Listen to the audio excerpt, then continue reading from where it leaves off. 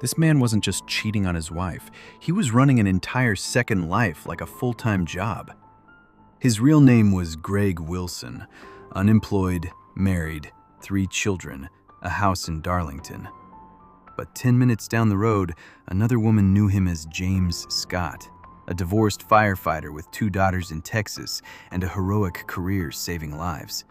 And for more than 2 years, nobody realized James Scott never existed. He met Colleen Greenwood on a dating app in September 2014. His username was Firefighter J. He told her he worked for County Durham and Darlington Fire and Rescue, said he was divorced, said he lived for his job and missed his daughters every day. He knew exactly how to play the role. 3 bouquets arrived in Colleen's first week talking to him, different flowers every single time. Her sister Karen joked that the man must own a florist. Colleen just smiled because she thought she'd finally met someone genuine. And this is where the story becomes genuinely insane. Greg had a real firefighter's uniform. It smelled like smoke. He could talk for hours about fire stations, rescue procedures, shift rotations, emergency call-outs, specific colleagues, specific incidents. Everything sounded authentic because he had grown up around it. His father and grandfather were both firefighters. Fake emails arrived from the fire service. Voicemails came from the station. Shift confirmations landed in her inbox. Every single message was fake. He had created fake phones, fake accounts, fake colleagues, entire conversations between imaginary people. He was sitting alone sending messages to himself just to make James Scott feel real. And it worked.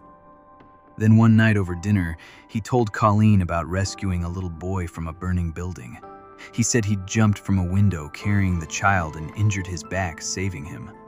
Then he pulled something from his jacket and slid it across the table. It was a handmade thank you card. Crayon drawing of a red fire engine, child's handwriting thanking him for saving their life. The card had actually been made by his real son, the child he went home to after leaving Colleen. That's how deep the lie went. His fake shift patterns became the perfect cover. Half the week, Colleen thought he was sleeping at the station, saving lives. In reality, he was at home with his actual wife and children. 2 families, 10 minutes apart, more than 2 years. Not one person suspected it. Then in April 2015, he told Colleen he wanted a vasectomy. He insisted on it, said it was easier for him. She heard him making appointments over the phone. Later, he came home bandaged and sore, carrying official paperwork confirming the procedure had been successful. 3 months later, Colleen discovered she was pregnant. Greg acted shocked, called it a miracle, said he couldn't believe it had happened. And why would she doubt him? She had seen the documents, heard the calls, watched him recover. The pregnancy turned terrifying. Their baby boy arrived at just 23 weeks. Colleen became critically ill during labor. The baby was rushed into intensive care, covered in tubes and wires, fighting to survive. And Greg Wilson stood there in the hospital beside her, holding her hand, playing the devoted fiancé role exactly the same way he had from the beginning. Still pretending to be James Scott. Still lying, even then. And when the baby's birth certificate was signed, the father's name written onto that document was James Scott, a man who never existed at all. But somehow, even after maintaining 2 completely separate lives, Greg Wilson still wasn't finished.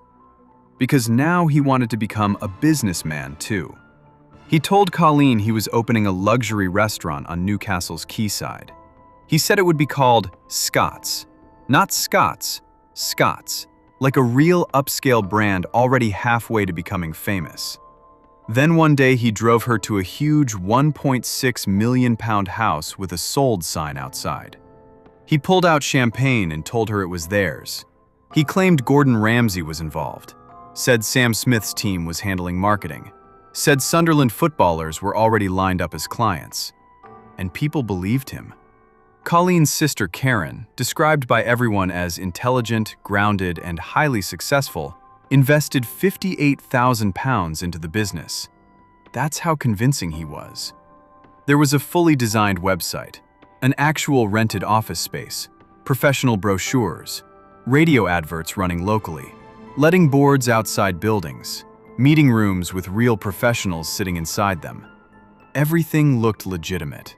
There was even a business manager and an accountant emailing back and forth about budgets, contracts, and launch plans. Neither of those people existed. Greg Wilson was alone in a room writing both sides of every conversation, switching between fake identities, fake signatures, and fake email accounts like he was directing his own private television show. Entire businesses got caught in it. Newcastle Falcons Rugby Club lost money. Metro Radio got conned. Companies, suppliers, professionals, everyone he touched walked away missing something. And the strangest part? Then came the weddings. Because he somehow planned 2 fake weddings while still secretly married to another woman. The first was supposed to happen in December 2016 at Wynyard Hall in County Durham. That Christmas, he gave Colleen a hardback wedding planner embossed with the words, "Colleen Scott Wedding Diary." 100 invitations were sent out. Hotels were booked. Families arranged travel from around the country. Then suddenly, Greg found a lump. He told Colleen it was testicular cancer. She sat beside him in the hospital waiting room while they called his name. She comforted him, supported him, helped postpone the wedding while he went through treatment. Then he claimed he got the all clear. The wedding was rescheduled for February 2017. Another 100 invitations went out.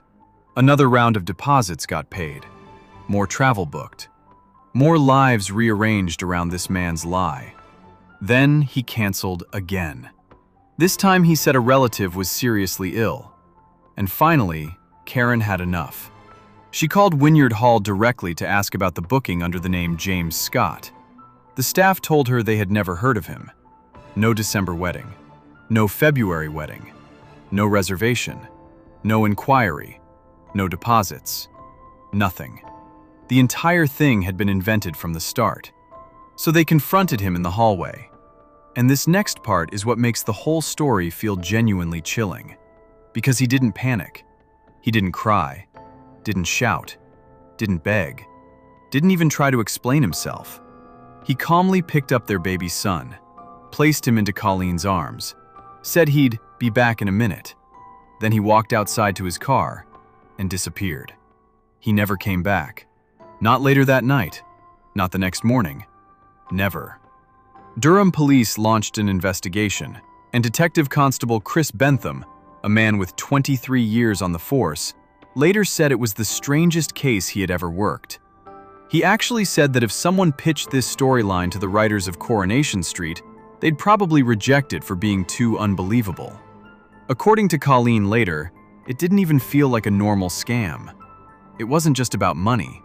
It was about becoming someone else. Living inside a fantasy. Actually convincing the world that James Scott was real. Or maybe convincing himself. Just days before trial, Greg Wilson finally changed his plea to guilty.